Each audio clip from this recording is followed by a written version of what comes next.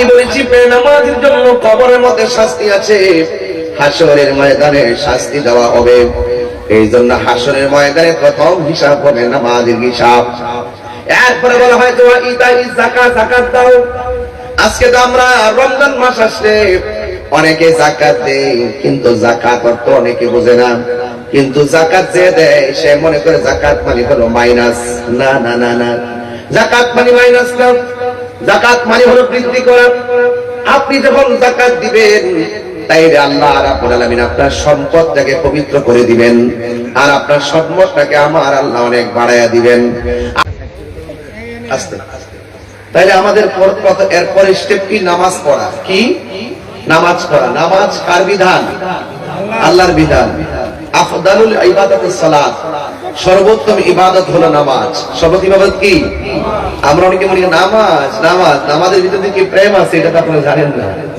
যারা প্রেম বুঝে তারা কিন্তু নামাজ ছাড়ে না। ভাত না খেয়ে থাকতে পারে, নামাজ ছাড়া থাকতে পারে না। এটা মনে রাখবেন। এই রমজান মাস আত্মশুদ্ধির মাস, নিজেকে পরিবর্তনের মাস।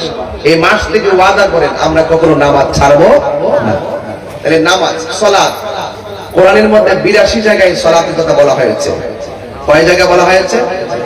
82 জায়গায় সালাতের কথা বলা হয়েছে। এই জন্য আল্লাহ রাব্বুল আলামিন কোরআনে বলছেন ইন্নাস সালাতা তানহা আনিল ফাহশাই ওয়াল মুনকার। নিশ্চয়ই পৃথিবীর মধ্যে একটা ইবাদত, যে ইবাদতটা মানুষকে অশ্লীল এবং খারাপ কাজ থেকে বিরত রাখে, ওই ইবাদতের নাম হলো সালাত। এবং হাসরের মাঠে সর্বপ্রথম হিসাব হবে নামাজের হিসাব। বুঝতে পেরেছেন? আল্লাহর হাবিব সাল্লাল্লাহু আলাইহি সাল্লাম বলেছেন, কোন ব্যক্তি যদি নামাজের জন্য পূর্বে প্রস্তুতিমূলক উযু করার জন্য বসে, আর উযু করতে গিয়ে যদি প্রথম বিসমিল্লাহ বলে উযুটা শুরু করে, কি বলে বলছি? বিসমিল্লাহ। যতক্ষণ উযু শেষ হবে না ততক্ষণ পর্যন্ত আল্লাহর প্রেরিত ফেরেশতারা উযুকারীর গুনাহ মাফ চাইতে থাকে। জোরে বলেন না সুবহানাল্লাহ। তাহলে উযু করার পূর্বে বিসমিল্লাহ বললে গুনাহ মাফ হয় কি হয় না? হয়। এরপরে আসুন, আল্লাহর হাবিব বলেছেন যদি কোনো ব্যক্তি উযু করে, উযু করার সময় যখন সে হাত ধৌত করে, হাত দ্বারা যে গুনাহগুলো করে উযুর পানির সঙ্গে গুনাহগুলো মাটিতে ঝরে পড়ে যায়। যখন সে মুখের মধ্যে পানি দেয় তখন কুলি করার সময় যে পানিগুলো ঝরে, এই পানির সাথে তার গুনাহগুলো ঝরে যায়। এভাবে লাস্টে যখন শরীর থেকে শেষ ফোঁটাটা পড়ে, শেষ ফোঁটার সাথে তার সমস্ত গুনাহগুলো ঝরে মাটিতে পড়ে যায়। ওযুটা কি কত গুরুত্বপূর্ণ না? ওযু না হলে কি নামাজ হবে? এজন্য ওযুর প্রতি যত্নশীল হতে হবে। প্রত্যেকটা বাইদা বাই স্টেপ আছে। আপনি ওযু করলেন, নামাজ পড়লেন, কিন্তু কাপড়টা অপবিত্র, নামাজ হবে? আচ্ছা, আপনি সবই ঠিক আছে, ওযু গোসল সব ঠিক আছে, কিন্তু আপনার জায়গাটা অপবিত্র, নামাজ হবে? তাইলে আপনার স্টেপ গুলো কিন্তু অতিক্রম, ওভারটেক করা যাবে না। এজন্য রাসূল করিম সাল্লাল্লাহু আলাইহি সাল্লাম বলেছেন যে এই নামাজ এমন একটা বন্দেগী, যে এই বন্দেগীটা যদি আপনি না করেন, কবরের মধ্যে বেনামাজের জন্য 3টা শাস্তি অবধারিত হবে। তার জন্য বললাম বেনামাজের জন্য। এজন্য বুনিয়াল ইসলাম আলা খামসিন, ইসলামের ইসলাম 5টার মধ্যে দ্বিতীয়টা হলো নামাজ। এই নামাজ পড়তে হবে। এজন্য আল্লাহর হাবিব সাল্লাল্লাহু আলাইহি সাল্লাম বলেছেন যে বেনামাজের জন্য কবরের মধ্যে 3টা শাস্তি অবধারিত। এর মধ্যে একটা শাস্তি হলো যে কবরে যাওয়ার পরে যে কবরের দুই পাশের মাটি আছে, এই মাটিগুলো অনেক দূরে চলে যাবে। ওই মাটিগুলো দূর থেকে এসে আপনার বডির মধ্যে এমন জোরে চাপা দিবে, আপনার হাড্ডিগুলো মাটির সঙ্গে মিশিয়ে ফেলবে। আপনি এমন চিৎকার দিবেন, আপনার কান্নার আওয়াজ গরু ছাগল শুনবে।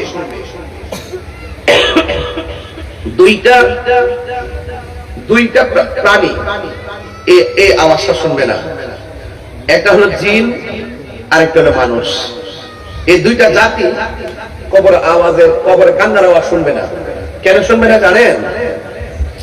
এই জন্য শুনবে না কারণ মানুষের হিসাব হবে, জিনেরও হিসাব হবে। এজন্য এদের কাছ থেকে এই আওয়াজটাকে মাদলুব করে রাখা হয়েছে। বুঝতে পেরেছেন? এজন্য মানুষ যদি ওই আওয়াজ, কান্নার আওয়াজ শুনতো, তাহলে মানুষের কানের পর্দা ফেটে মানুষ মারা যেত। কবরে এমন ভয়ঙ্কর আওয়াজ হচ্ছে আপনি জানেন না। ওরা বলতেছে বাঁচাও, আর পারি না, আবার দুনিয়াতে পাঠান, আবার দুনিয়াতে পাঠান, এই দুনিয়াতে গিয়ে তোমার ইবাদত করব। আল্লাহ বলছেন সুম্মা ইলাইহি তুরজাউন, না আর যাওয়া যাবে না। জীবন একবার, মৃত্যু একবার, কিন্তু মৃত্যুর পরে যে জীবনটা দেওয়া হবে এটার পরে আর মৃত্যু নাই, এটা অনন্ত জীবন থাকবে। হয়তো তুমি সুখী হবে, নয়তো তুমি দুঃখী হবে। চিৎকার করে বলেন আল্লাহু আকবার। আমার যুবক ভাইয়েরা, খুব মনোযোগ দিয়ে কথাগুলো শুনুন। আমি বলেছি বেনামাজির জন্য কবরের মধ্যে শাস্তি আছে, হাসরের ময়দানে শাস্তি দেওয়া হবে। এই জন্য হাসরের ময়দানে প্রথম হিসাব হবে নামাজের হিসাব। এরপরে বলা হয় তোমার ইতাই যাকাত, যাকাত দাও। আজকে তো আমরা রমজান মাস আসলে অনেকে যাকাত দেয়, কিন্তু যাকাত অর্থ অনেকে বোঝে না। কিন্তু যাকাত যে দেয় সে মনে করে যাকাত মানে হলো মাইনাস। না না না না, যাকাত মানে মাইনাস না, যাকাত মানে হলো বৃদ্ধি করা। আপনি যখন যাকাত দিবেন তাইলে আল্লাহ রাব্বুল আলামিন আপনার সম্পদটাকে পবিত্র করে দিবেন, আর আপনার সম্পদটাকে আমার আল্লাহ অনেক বাড়ায়া দিবেন। আপনি যাকাতের টাকা দিয়ে মনে করতেছেন গরিবের প্রতি আপনি করুণা করেছেন, গরিবের প্রতি আপনি দান করেছেন, গরিবের প্রতি আপনি মায়া করেছেন। না না, বিষয়টা এরকম না। যাকাতের টাকার উপরে গরিবের কোন ধরনের মায়া করুণার বিষয় না। যাকাতের টাকার উপরে গরিবের অধিকার আছে, অধিকার। আপনি যখন টাকার মালিক হয়ে ওই টাকাটা গরিবের হাতের মধ্যে যাকাতটা দিয়ে দিবেন, আল্লাহ রাব্বুল আলামিন আপনাকে জাহান্নামের আগুন থেকে হেফাজত করবেন, আপনার সম্পদ বাড়ায় দিবেন। আর আপনি মনে করবেন না যাকাত করেন মানে আপনি দান করেছেন, আপনি এমন করেছেন অসহায়কে সহায় করেছেন, আপনি গরিবের প্রতি করুণা করেছেন, এটা না। বরং যাকাতের টাকার উপরে গরিবের হক আছে, হক।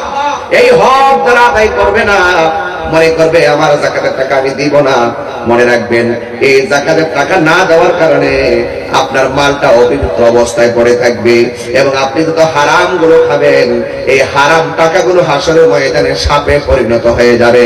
হাসরের ময়দান যেদিন কায়েম হবে, ওই কঠিন মুসিবতের সময় মানুষ নাফসি নাফসি বলে কাঁদবে। ওই কঠিন মুসিবতের সময় কেউ কাউকে চিনবে না, কারো কাছ থেকে কোনো শাফাআত গ্রহণ করা হবে না, কারো কাছ থেকে কোনো বিনিময় নেওয়া হবে না। এ আমার যুবক ভাইরা, পায়ের মধ্যে হাত দিয়ে বলে দিয়ে যায় যাকাত এমন একটা বন্দেগী, যে এই বন্দেগী যদি যাকাত এমন একটা মালি ইবাদত, এই যাকাতের কারণে আপনার সম্পদ বৃদ্ধি পাবে, গরিবের গরিব লাঘব হয়ে যাবে, গরিবের মধ্যে অসহায় যারা আছে তাদের অভাব দূর হয়ে যাবে। আর যাকাত দিলে আল্লাহ এত খুশি হয়, আল্লাহ খুশি হয়ে আপনার সম্পদ আরো বাড়ায়া দেয়। চিৎকার মেরে কি আল্লাহু আকবার বলা যাবে না? আমার যুবক ভাইরা, আর যদি যাকাত না দেন হাসরের ময়দানে আল্লাহ রাব্বুল আলামিন আপনার হারাম গুলো সম্পৃক্ত থাকার কারণে, আর আপনি যদি ওই টাকা দিয়ে যদি হারাম লাগান, সুদ লাগান, ঘুষ লাগান, ওই টাকাগুলো সাপে পরিণত হয়ে আপনাকে দৌড়ানি দিবে, এমন একটা দৌড়ানি দিবে আপনাকে হেফাজত করার মতো কেউ থাকবে না। ঘরের মধ্যে সাপ ঢুকলে যেমন করে উজাবাই দেয় না, সাপকে সুন্দর করে উদ্ধার করা হয়, কিন্তু হাসরের ময়দানে যাকে যাকে সাপ আপনাকে ধাওয়া করবে, এমন ভাবে ধাওয়া করবে যে ধাওয়ার কারণে আপনি চুল পরিমাণ নড়তে পারবেন না। এই সাপগুলো হাত দিয়াবে আপনার মুখের ভিতরে ঢুকে যাবে, মুখের ভিতরে ঢুকে পেটের ভিতরে এমন ভাবে ঢুকে পেটটা কাল বুয়ুতিন, মুসলিম শরীফের হাদিস, ঘর সমূহের তলির মতন গর্ত হয়ে যাবে, পেটটা হয়ে যাবে। আর ওই পেটের ভিতরে সাপ আপনাকে দংশন করবে। ওই সাপটা যদি এই গাছের মধ্যে সবল দিত, ওই সাপটা যদি দুনিয়াতে এসে শ্বাসটা ফালাইতো, সব গাছগুলো বিষের যন্ত্রণায় মারা যেত। এমন বিষাক্ত সাপ আমার আল্লাহ রাব্বুল আলামিন আপনার পেটের ভিতরে ঢুকাই দিবে, আর আপনাকে এমন করে সবল মারবে আপনার কান্নার কারণে জাহান্নামীরা বিরক্ত হয়ে যাবে। কথা বলেন ঠিক কিনা? জাহান্নামীরা বলবে আল্লাহ তার কর্কশ কান্নার আওয়াজ ভালো লাগে না, ওরে এখান থেকে দূরে সরাইয়া নিয়ে যাও। এবার নবী ডাক দিয়ে বলবেন আল্লাহ এই সমস্ত মানুষগুলাকে তাদের পেটগুলো অনেক বড় বড় আর কান্না করতেছে, শরীরটা নিয়ে নড়াচড়া করতে পারছে না। আল্লাহ রাব্বুল আলামিন বলেন হ্যাঁ বন্ধু, এরা হলো দুনিয়ার ওই সমস্ত মানুষ যারা দুনিয়ার মধ্যে যায় হারাম খেয়েছে। আমি আল্লাহ ধন দিয়েছি, কিন্তু আমি আল্লাহ সম্পদ পাইয়া শুকরিয়া আদায় করে নাই। কর্জে হাসানা নামক একটা সুন্দর রীতি ছিল, সে কর্জে হাসানাকে ডিলিট করে দিয়ে ঘরে ঘরে সুদের আড্ডা লাগাইছে, কথা বলেন ঠিক কিনা? এই জন্য যতটা টাকা হারাম খেয়েছে, অবৈধ পথে পন্থা অবলম্বন করেছে, আমি আল্লাহ রাব্বুল আলামিন সবগুলো অর্থকে আমি আল্লাহ সাপে পরিণত করেছি। আর সাপগুলো তাদেরকে দংশন করতেছে আর কান্না করতেছে। এই জন্য আমার যুবক ভাইরা, বুনিয়াল ইসলাম আলা খামসিন, ইসলামের স্তম্ভ পাঁচটির দ্বিতীয় কনসেপ্টটা হলো আপনাকে যাকাত দেওয়া লাগবে। আপনারা জবান খুলে বলেন, সম্পদ দেওয়ার মালিক কে? সম্পদের মালিক কে? আল্লাহ। সম্পদ দিয়েছেন, সম্পদকে সুচারুরূপে আপনার সন্নিবেশিত করতে হবে। এরপরে ইসলামের তৃতীয় স্তম্ভের পরে চতুর্থ নম্বর স্টেপ হলো ওয়াল হজ। এই মুহূর্তে অনেক হাজি মক্কা আছে না নাই? অনেক হাজি মদিনায় আছে না নাই? অনেকে মনে করে আল্লাহ আমাদের টাকা দিছে, হজে না গেলে মানুষ আমাকে কৃপণ বলবে, এই জন্য হজে যায়। আরেক প্রকার মানুষ আছে, হজে যায় মানুষ আমাকে হাজি বলবে, হাসরের ময়দান যেদিন কায়েম হবে আল্লাহ বলবে থামো, থামো, থামবে, থামবে। তুমি কিসের বলে বেহেশতে যাওয়ার আশা করো? সে বলবে আমি হজ করেছি, তোমার ঘর জিয়ারত করেছি। আল্লাহ বলছে মৃত্যু, তুমি আমার সন্তুষ্টির জন্য হজ করো নাই। মানুষ তোমাকে হাজি বলবে, মানুষ তোমাকে বাহবা দিবে, মানুষ তোমাকে বখিল বলবে, এজন্য তুমি হজ করেছ। দাঁড়াও, 1 ইঞ্চি সামনে যাওয়া যাবে না। উপায় আছে? কথা বলে কেন? উপায় আছে? উপায় নেই। তাহলে বোঝা গেল বাঁচার কোন রাস্তা, বাঁচার রাস্তা নাই। আমার যুবক ভাইরা, হজ করব, যাকাত দিব, উমরা করব। আল্লাহ বলেছেন আতিমুল হজ ওয়াল উমরা, তোমরা হজ এবং উমরা পালন করো। কার সন্তুষ্টির জন্য? এই জন্য যুবক ভাইরা আমার, যারা হাজি হবেন, যারা মদিনা যাওয়ার জন্য রওনা দিবেন, এদের কাছে বেশি বেশি গিয়ে হাত ধরে বলবেন, ও ভাই, তোমার আল্লাহ টাকা দিছে, তুমি মদিনায় যাইতেছো। আমরা দেহটা বাংলায়, মনটা মদিনায়, কিন্তু বিমান ভাড়া নাই, পাসপোর্ট নাই, ভিসা নাই, যাইতে পারি না। আপনি যখন রসুলের বাগের রওজা মুবারকের কাছে যাবেন, দয়া করে বাংলার জমিনের আমরা পাগলদের সালামটা রসুল পাকের নূরানি কদম মুবারকে দিয়ে দিবে। আল্লাহর হাবিব ওই সালাম শুনে কি শুনে না? আপনি যখন বলবেন আল্লাহ নবী গো, আপনার অনেক পাগল বাংলার জমিনে থেকে আপনার কাছে সালাম আমাদেরকে গাঁটটি করে দিয়ে দিছে, আপনারা জবান খুলে বলেন, বাংলার জমিন থেকে যারা সালামটা রাসূলুল্লাহ রওজাতে হাজিরের মাধ্যমে পৌঁছায় দিয়েছে, আমার নবী বাংলার জমিনের পাগল গুলারে চিনার ক্ষমতা আছে না? না, এই আওয়াজে মানি না, জবান খুলে আছে না? মনে বড় আশা ছিল যাব মদিনায়, মনে বড় যাব মদিনায়। একটু সবাই রোজা, তো সবাই তো রোজা, জানি কষ্টটা হবে, তারপরে বলেন যে আবাদতে কষ্ট বেশি, সেই আবাদতের সওয়াব বেশি। হজ তো 3 প্রকার, হজ্জে ইফরাদ, হজ্জে তামাত্তু, হজ্জে কিরান। কিরান হজটা সর্বোত্তম, কেন জানেন? একই ইহরামে হজ এবং উমরা কাজ পালন করতে হয়, সম্পন্ন করতে হয়। এটার মধ্যে কষ্ট বেশি, সওয়াব বেশি। রায়ল ইমাম আযম আবু হানিফা রাহমাতুল্লাহ বলেছেন, একই ইহরামে যেহেতু হজ উমরা পালন করতে হয়, এজন্য এটা কষ্ট বেশি, এজন্য এটাতে সওয়াব বেশি। যদি বলেন সুবহানাল্লাহ, তাহলে একটু কষ্ট করে বলেন না, মনে বড় আশা ছিল যাব মদিনায়, সালাম আমি করব গিয়ে, সালাম আমি করব গিয়ে, এ নবীজির যায়, মনে বড় আশা ছিল যাব মদিনায়, মনে বড় আশা ছিল যাব মদিনায়, আরব সাগর, কষ্ট দিচ্ছে নাকি বাবা? বলেন, আরব সাগর পাড়ি দিব, সঙ্গে নেই মোর তরি, পাখি নই তো উড়ে যাব, ডানাতে ভোর করি। আমার আশায় আছে সম্বল না, আশা নাই করি কিও পাই, মনে বড় আশা ছিল যাব মদিনায়, মনে বড় আশা ছিল যাব মদিনায়।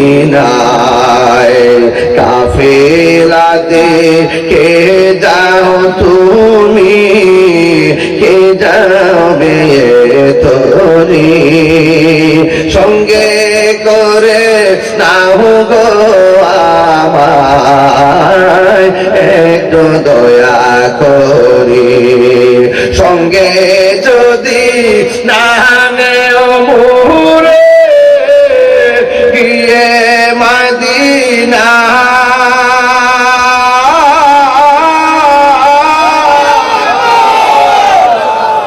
আমার সালাম পৌঁছে দিও, আমার পৌঁছে দিও নবীজির যায়, মনে বড় আশা ছিল যাব মদিনায়, মনে বড় আশা ছিল যাব মদিনায়।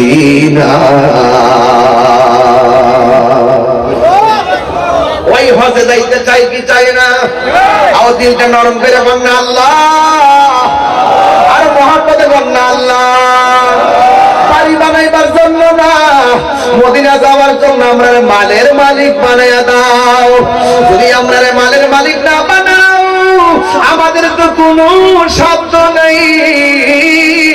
রিজিকের মালিক তুমি আল্লাহ, রহমতের মালিক আপনি আল্লাহ, রাজ্জাক হলেন আপনি আল্লাহ, সম্পদ দেওয়ার মালিক আল্লাহ, আপনি ধন দেওয়ার মালিক, আপনি কাইরা নেওয়ার মালিক, আপনি ক্ষমতা দেওয়ার মালিক, আপনি ক্ষমতা ছিনাইয়া নেওয়ার মালিক, আপনি ইজ্জত দেওয়ার মালিক, আপনি জিল্লতের মালিক। ও আল্লাহ, যদি আমরা সম্পদ না দিবা, এরপরে আমরা দুঃখ করি না, তুমি না দিলে আমরা তোমার কাছে জোর করবো না। তবে একটা দাবি করি আল্লাহ, যদি আমরা সম্পদ না দাও, যদি আকাশ মধ্যে উইরা মদিনায় যাইতে না পারি, আমরা তো যাওয়ার মতন কোনো ক্যাপাসিটি নাই। তবে একটা ফরিয়াদ জানাই, আমরা আজকে যারা এই এলাকার রামচন্দ্রপুর, এই এলাকার মানুষ যারা রমজানটা মুখে লইয়া তোমার কাছে একটা দাবি করব, আমরা যদি মদিনায় যাইতে না পারি, স্বপ্ন যুগে তোমার বন্ধু নবীর দিদার এই রামচন্দ্রপুর মুরাদনগর আশেকদের ভাঙ্গা ধরে নসিব করে দিও।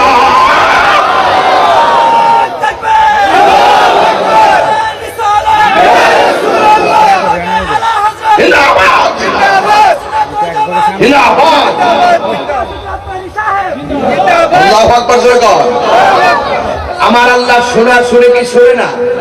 আমার নবী দেখা দেওয়ার ক্ষমতা আছে না নাই? হাইরে ফাগুনের মতন ডাকতে থাকে, লা তাকুনাতু মির রাহমাতিল্লাহ,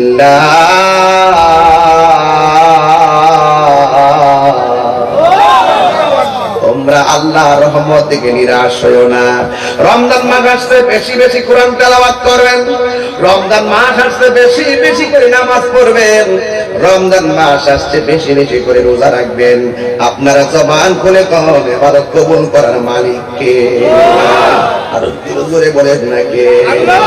এই জন্য আল্লাহ রাব্বুল আলামিন কোরআনে বলে দিয়েছেন, ওয়াল্লাযীনা ইয়াবিতুনা লিরাব্বিহিম সুজদান ওয়া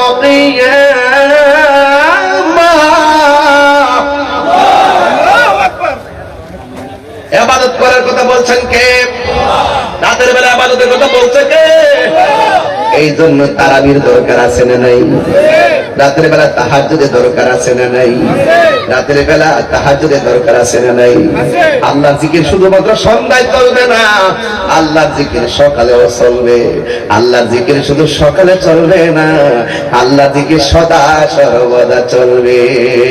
আল্লাহ আল্লাহ আল্লাহ আল্লাহ আল্লাহ আল্লাহ আল্লাহ আল্লাহ আল্লাহ আল্লাহ আল্লাহ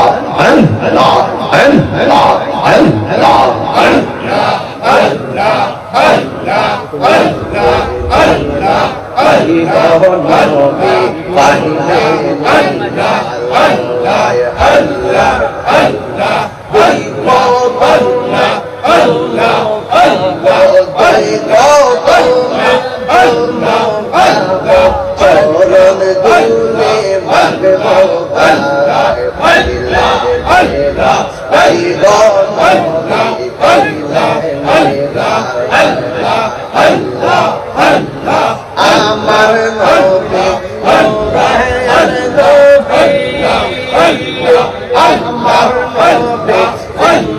আমার নবী দয়া করে আই কোন আসরের বেলা নেরা নাই গো নবী পাইলে নেরা লাল্লাই আল্লাহ আল্লাহ আল্লাহ। দুই কদমে চুমু খাবো, দুই কদমে চুমু খাবো, চরণ দুলি মাগবো গাই পাইলে নেরা নাই গো নবী পাইলে নেরা লাল্লাই আল্লাহ কঠিন হাসরের দিনে তোরাইবে নবী বিনে, কঠিন হাসরের দিনে তোরাবে নবী বিনে, দয়া করে তাই গো নবী আসরের বেলা পাইলে নেরা তাই গো নবী পাইলে নেরা পাইলে নেরা তাই গো নবী পাইলে নেরা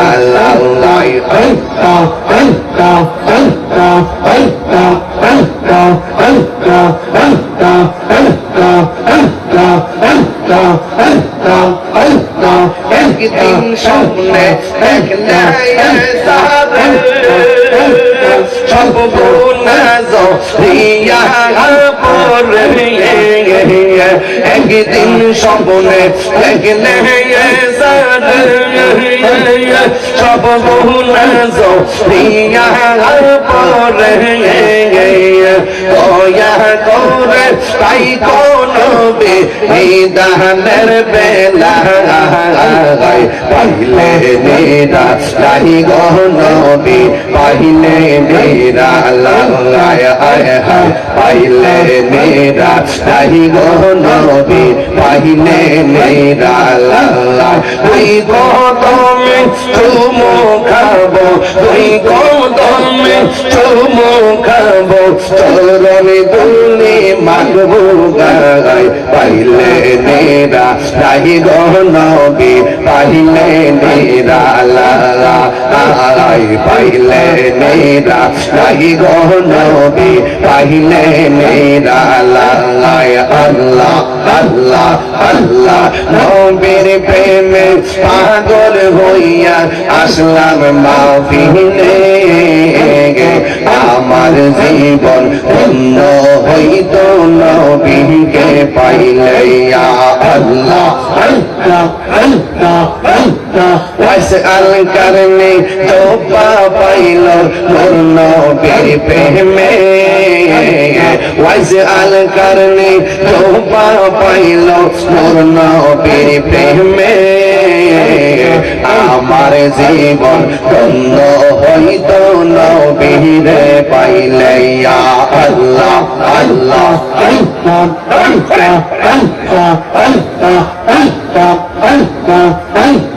মনসুর হাল্লাস পাগল ছিল মাওলার প্রেমেতে মনসুর হাল্লাস পাগল ছিল মাওলার প্রেমেতে ওই পাগলের কত পাগল বানাওয়া মারে ওই পাগলের কত পাগল বানাওয়া মারে নবীর প্রেমে পাগল হইয়া আসলাম মাহফিলে আমার জীবন বন্ধ হইত নবীরে পাইলে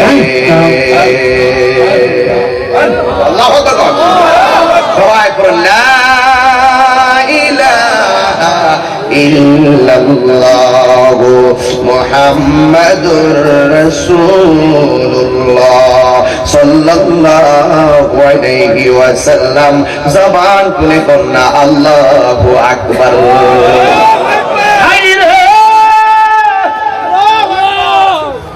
কেন জিকির করছি জানেননি জিকির করলে গুনাহ হয় না মাফ হয় খাবার খাইলে গায়ে বল পাওয়া যায় এটা শারীরিক খাদ্য গিজাউল কালবে জিকুল্লাহ কলবের খাদ্য হলো আমার মাওলার জিকির এই জিকির সকালেও চলবে রাত্রেও চলবে হরদম চলবে ঠিক কিনা কোন ওয়াজকুর ইসমা রাব্বিকা বুকরাতাও ওয়া আসীলা ওয়া মিনাল লাইলি ফাসজুদ লাহু ওয়া সাব্বিহু লাইলান তাবিলা জিকির হবে সকাল সন্ধ্যায় জিকির হবে কার আর জিকির হবে কার এই জন্য আমার যুবক ভাইরা জিকিরের দ্বারা গুনাহ হয় না রে বাবা জিকির করলে কলব ঠান্ডা হয় কলব ঠান্ডা হয় এই জন্য আমার নবী আপনার নবী বলে দিয়েছেন এই জিকিরের মাধ্যমে আমার আল্লাহর হাবিব বলেন অল্প বডির মধ্যে গোশত আছে গোশতের ভিতরে একটা গোশতের টুকরা আছে ওই টুকরার নাম হলো ওয়াহিয়াল কালব ওই টুকরাটা একটা গুনাহ করলে ওই কলবের মধ্যে একটা কালো দাগ পড়ে যায় দুইটা গুনাহ করলে দুইটা কালো দাগ পড়ে যায় রে আর বান্দা যখন আমার আল্লাহর জিকির শুরু করে দেয় ওই গুনার দাগ গুলো দুধের মতন পরিষ্কার হয়ে যায় আল্লাহু আকবার এই জন্য ভাইরা আমার এই জন্য আমার আল্লাহর হাবিব বলতেছেন ও পৃথিবীর মানুষ বুনিয়াল ইসলাম ওয়ালা খামসিন এর মধ্যে 4 নম্বরটা হলো হজ এই জন্য হজ করতে যাবেন আপনার নবী আমার নবী আপনার আমার জন্য এমন সুবিধা করে দিয়েছেন মক্কা মদিনা যাওয়া লাগে না রে আমার আল্লাহ প্রত্যেকটা ঘরে ঘরে মক্কা মদিনা বানায় দিয়েছে আল্লাহর হাবিব বলেন কেউ যদি মা বাবার চেহারার দিকে একবার নেক নজরে তাকায় আমার আল্লাহ তার আমলনামায় কবুল হজের সওয়াব দিয়া দেয় এরপরে আমার নবী আরো বাঁচাইছে কেমন জানেন ভাই যে এই ব্যক্তি রমজানের শেষ 10 দিন মসজিদের মধ্যে যায় ইতিকাফ করবে তার আমলনামায় আমার আল্লাহ 2টা হজ আর 2টা উমরার সওয়াব দিয়ে দিবে কি কোন না কোন ঠকাইছে প্রত্যেককে কত সুন্দর আল্লাহ দিয়েছেন ওয়া সাওমি রমাদান বুনিয়াল ইসলাম ওয়াল খামসিনের 5 নম্বর স্টেপ কনসেপ্ট হলো অবশ্যই মুসলমান হয়ে জন্মেছি আমার উপরে দায়িত্ব হলো রমজানের রোজা রাখতেই হবে আরে কথা বলেন না কেন এত হাজার হাজার মানুষ কথা না বললে এখন কি চলবে চলবে না যুবক ভাইয়ের আমার এরপরে হাদিসটা শুনেন عن أبي هريرة رضي الله تعالى عنه قال قال رسول الله صلى الله عليه وسلم حديث بڑا چمتکار عن عبد الله بن عمر رضي الله تعالى عنه قال قال رسول الله صلى الله عليه وسلم আমার নবী আপনার নবী বলেছেন ইন্নাল জান্নাতা লুযাখরাফু লিরমাদান বিন রাসিল হাওলি ইলা হাওলিন কাবিল আমার নবী আপনার নবী বলেন 12টা মাসের মধ্যে 11টা মাস আমার আল্লাহ জান্নাতটাকে দৌত করে সাজাইতে থাকেন সুবহানাল্লাহ ইজা কানা আউয়ালু ইয়াউমিন মিন রমাদান, যখন রমজান মাসের প্রথম রাত্র আসে, আমার আল্লাহ রাব্বুল আলামিন হাব্বাত রিহুম মিন তাহতিল আরশ, আরশের নিচ থেকে একটা বাতাস বের হয়। বাতাসটা ইসা ফানা সরাত মিন ওয়ারাকাল জান্নাতি, জান্নাতের মধ্যে গাছ আছে, গাছের পাতার মধ্যে লাগে। আরশের নিচের হাওয়াটা বের হইয়া জান্নাতের গাছের পাতার মধ্যে লাগে, আর জান্নাতের পাতায় পাতায় বাড়ি লেগে বাজনার আওয়াজ হয়। আর যখন বাজনার আওয়াজ হয়, জান্নাতের ভিতরে হুর আছে, হুর ওয়া আলা হুরিল ঈন, জান্নাতের ভিতর থেকে হুরগুলো বের হয়ে বারান্দার মধ্যে ওড়না ছড়ায় আইসা দাঁড়ায়, বেলকনির মধ্যে আসে। আর হুরের গায়ের মধ্যে 70 রঙের জামা আছে, 70 রঙের জামা। একটা জামা আরেকটা জামা পেট কইরা, 70 রঙের জামা পেট কইরা তাদের সৌন্দর্য দেখা যায়। এত সুন্দর, এত সুন্দর। ওই হুরের থুতু যদি দুনিয়ার মধ্যে ছেড়ে দিত, মানুষ ওই থুতুর পিছনে দৌড়তো। নখটা যদি কাইটা ছেড়ে দিত, মানুষ নখের পিছনে ছুটতো। এমন হুরগুলা বের হয়ে জান্নাতের পাতার আওয়াজ আর বাজনার আওয়াজে জান্নাতের বারান্দায় বাতাস লাগাইবার জন্য আসে। আয়েশা দেখতেছে রমজানের প্রথম রাত্র উপলক্ষে আমার আল্লাহ বিশেষ আয়োজন করেছেন। তখন কি করে শুনেন, তখন ওই হুররা বলতেছে পায়া কুলনা ইয়া রব, হে আমার আল্লাহ, এজা আল্লাহ না মিন ইবাদিকা, ও আল্লাহ যারা রমজানে ইবাদত করবে, আজওয়াজান ওই সমস্ত ইবাদতকারীকে আমাদের হুরের জন্য স্বামী বানায়া দেন। সুবহানাল্লাহ। কি বানায় দেন? স্বামী বানায় দেন, স্বামী। হুররা ডাক দিয়া কই, রাবিয়া বসরির প্রশ্ন করছেন, কইতেন কথাটা রাত হয়, রোজাদারের দেখলেন আমাদের চোখটা ঠান্ডা হয়, কলিজাটা ঠান্ডা হয়। এরপরে বলতেছেন শুধু তাই না, বলছে ওয়া নুকিরু আয়ুনাহুম, এবং আমরা যেন তাদের চোখ দিয়ে শীতল অনুভব করি। অর্থাৎ এরা যেন আমরা দিকে কলিজা ঠান্ডা করতে পারে, আমরা যেন এদেরকে দেখে কলিজা ঠান্ডা করতে পারি। চিৎকার মারি কিছু ভালো বলেন না। আল্লাহকে আপনাকে ঠকাইছে? আল্লাহকে আপনাকে কম দিছে? আল্লাহকে আপনাকে জুলুম করছে? লা ইকাল্লিমুল্লাহু নাফসান ইল্লা বুসাহা। আল্লাহ কারোর সাধ্যের বাইরে কিছু চাপাইয়া দেন না। আপনি যা অর্জন করবেন তাই পাবেন। এই রোজাদারের জন্য আল্লাহ পাকের হাবিব অনেক নিয়ামত কথা বলেছেন। শুধু তাই নয়, দেখেন 11টা মাসের যে ইবাদতের ওজন হবে মিজানের পাল্লায়, আর রমজান মাসের ওজনটা হবে, আল্লাহ বলছেন আস-সাওমু লি ওয়া আনা আজিজু বিহি, রমজানের রোজা হলো আমি আল্লাহর জন্য, আমি আল্লাহ নিজের হাতে রমজানের পুরস্কারটা দিব। সুবহানাল্লাহ। মেহেরবান তুমি, মেহেরবান, মেহেরবান।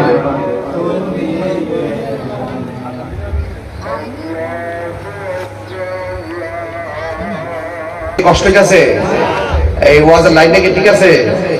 শেষ পর্যায়ে কিন্তু এখন তার দুমগন যেত না, মারহাবা জোরে কম, একটু জিকির করেন। আর আপনারা যে ভদ্র মানুষগুলো, ছেলেরা তোমরা বসো, মাদ্রাসা ছাত্রগুলো তোমরা বসো, বাবা তোমরা বসো, রাখে লাগে তোমরা সমান থাকতে। বাবা কত ওয়াজ শুনছি, শুনতে শুনতে ঘুমাই গেছি, শুনতে শুনতে ঘুমাই গেছি।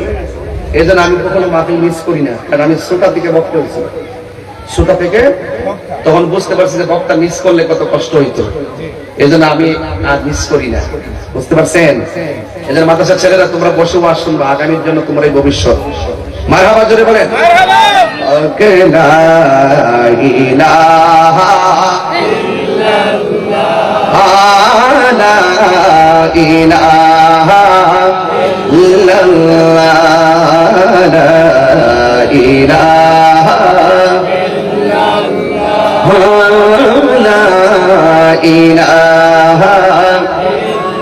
حسبي ربي جل الله ما في قلبي غير الله نور محمد صلى الله لا إله إلا لا إله لا إله মারহাবা জোরে কর। তো এই রোজা রাখার দরকার আছে না নাই? আল্লাহর হাবিব বলেন 5 নম্বর স্তম্ভ হলো ওয়াসামি রমাদান। এই রমজানের রোজাটা এটার ভিতরে আছে না নাই? রাসূল বলছেন রোজাদারের জন্য দুইটা আনন্দ। কয়টা? দুইটা আনন্দ। একটা হলো ইফতারের সময়, আরেকটা হলো ইনদা লিকায়ে রাব্বিহি, আরেকটা হলো আল্লাহর সঙ্গে হাসরের মাঠে দিদারের সময়। সুবহানাল্লাহ। এবং আল্লাহর হাবিব বলছেন রোজাদারের মুখের দুর্গন্ধ আল্লাহর কাছে বেশকে আম্বর চাইতে আরো সুগন্ধ। আল্লাহর হাবিব আরো বলেছেন রোজা হলো ঢাল স্বরূপ। ডাল যেমন করে তলোয়ারের আঘাতকে ফিরিয়ে দেয়, রমজানের রোজাগুলো ডাল হয়ে গুনাহগুলোকে ফিরিয়ে দেয়। সুবহানাল্লাহ। এই জন্য সর্বসাকল্যে আল্লাহ বলছেন ইয়া আইয়ুহাল্লাযীনা আমানু কুতিবা আলাইকুমুস সিয়াম কামা কুতিবা আলাল লাযীনা মিন ক্বাবলিকুম লাআল্লাকুম তাত্তাকুন। আল্লাহ রাব্বুল আলামিন বলছেন হে ঈমানদারগণ, আমরা কি ঈমানদার না বেঈমান? আল্লাহ বলছেন হে ঈমানদারগণ, তোমাদের উপরে রোজাকে ফরজ করা হয়েছে যেমনি ভাবে তোমাদের পূর্ববর্তীগণের উপরে রোজা ফরজ করা হয়েছিল। এই জন্য রোজা তোমাদেরকে মুত্তাকি বানাবে। আর যারা মুত্তাকি হবে, আল্লাহকে যারা ভয় করবে, আল্লাহ বলছেন ওয়ালিমান খাফা মাকামা রাব্বিহি জান্নাতান, আমি আল্লাহকে যারা ভয় করবে আমি আল্লাহ তাদেরকে দুইটা জান্নাত দিয়ে দিব। আল্লাহ দুইটা জান্নাত দিলে কি জান্নাত কমে যাবে? জান্নাত কি আমাদের বাড়িঘরের মতো ছোট? সবার পরে যে জান্নাতে যাবে, সবার ছোট যে জান্নাতটা, এই জান্নাতটা দুনিয়ার কয়েকটা সমান। যদি কোন সুবহানাল্লাহ। আপনি কত খাইবেন আর কত ঘুরবেন?